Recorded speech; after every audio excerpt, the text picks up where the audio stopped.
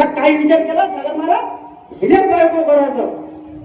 नारदाने विचार केला बायको तर करायची, पण आता मग आपल्याला रूप कसं लागा, आपल्याला रूप कसं लागा. नारदाची एक शेंडी, शेंडी ना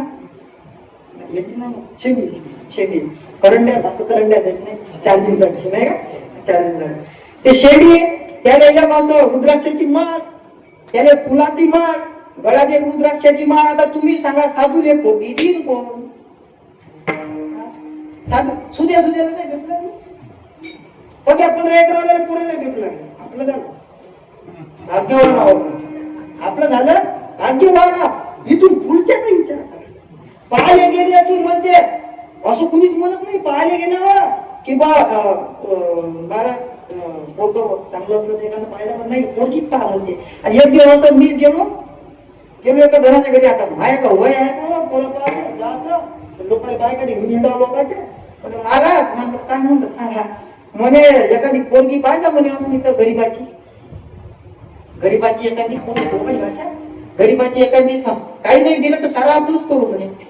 सारं तिकडे मंडप आहे आपणच घालू, वांगीची भाजी आपणच करू, वांगे रुंजी गिंजी सब आपणच करू म्हणे. वाटलं तर आपण जीव म्हणे द्यायला 50-60 हजार लागत समजा. नाही कठीण परिस्थिती आली, पोरगी नाही भेटू लागल्या. साधूले पोरगी देणं म्हणजे लय कठीण काम आहे, लय कठीण. लोक असं विचार करतात 15-20 वाला एकरावाला जर असला ना तो दारू पिणारा चालते, तो दारू पिणारा चालते म्हणते. लोकांची मानसिकता एवढी डाऊन व्हायला आहे महाराज, एवढी डाऊन व्हायला आहे.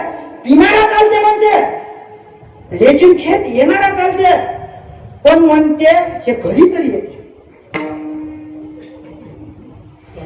हे घरी येते. या बोळ्याची गॅरंटी नाही म्हणते हे घरी कमी. 7 दिवस गेले की तिकडे मरते नाही, राहते तिकडेच राहते, गॅरंटी नाही बोलायची. आमचं काय हो इकडे नागपुरात कोणता दिवस कोणता, आता इथं हो उद्या सकाळी न्या मध्ये काल असो, उद्या सकाळी काय असं न्या. आमची काय गॅरंटी आहे, काहीच गॅरंटी नाही ना. म्हणून एक असं सांगणार, चांगल्याने द्या, चांगल्याने द्या, आणि चांगल्याच्या त्याच्या पुढे सांगायचं काही तुम्हाला गरज नाही.